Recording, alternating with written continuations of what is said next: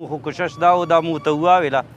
څه مو دا ډېر غه لرو څه عید نه مخکې دا خلک خپل کورونو ته لاړ شي نو یو 2 رکني یا 3 رکني کمیټه فورا جوړ کړلی شوه څه هغه کې یو 2 بګن والا افضل هلته موجود و ډاکټر قادر هم موجود و او ډي سي او مطلب دا دی څه هغه ای سي هغوی هم موجود و نو هغوی نن و سبا کې به دا ټول تفصیلات طی کوي یقینا دا یو غټ هغه کار شوی دی داسې نه څه سترګو راب سره هر یو کار مطلب دا دی وشي که نه خو دا دی څه دغه کوم غټ کار و د اپریشن و ټینشن و طبعي وه دغه مطلب دا دی دا ودرېدل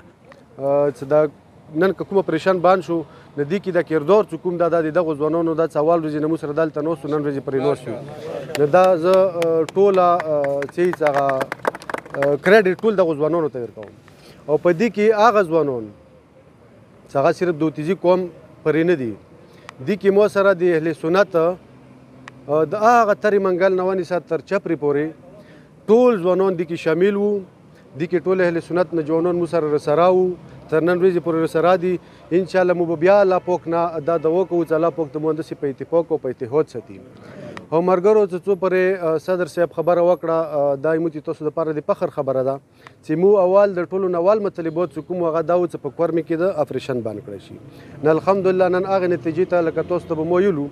چې هغه ورځ وریا نه ده دا به رنګ راوړي نو دا د درنې یوه هغه د کامیابۍ ورځ نن ده چې هغه اپریشن الحمدلله نن بند شو خو زه د تنظیم ملګرو ته د درنې ملګرو ته مو دا سپیشل پیغام ده چې سبا 2 بجې به انشاءالله مو پېښور پریس کلب کې پریس کانفرنس وي په هغه کې مو د ټولو مشرانو ته هم دعوت ورکوو چې په هغه کې کومې خبرې نن شوي دي ویلې چې مو خبره دې پورې نه ده چې نن د مو اپریشن بند شو د مو فیصلې وشوې د مو روغې جوړې وشوې لکه صدر صاحب څنګه ویلو چې مو اوس یو نوی سفر شروع شو نو مو په دې کې نه جوانانو نه دغه وي مو دا هم نه لکه مو په تقریرو کې آیلی دي چې مو ظلم په خپله نه کوو نه په شیا باندې ظلم کوو خو زه نن صرف د خپل ځوان انصاف ته راوتلی وم خپل انصاف غواړم نوره چې کومه نن جرګه وشوله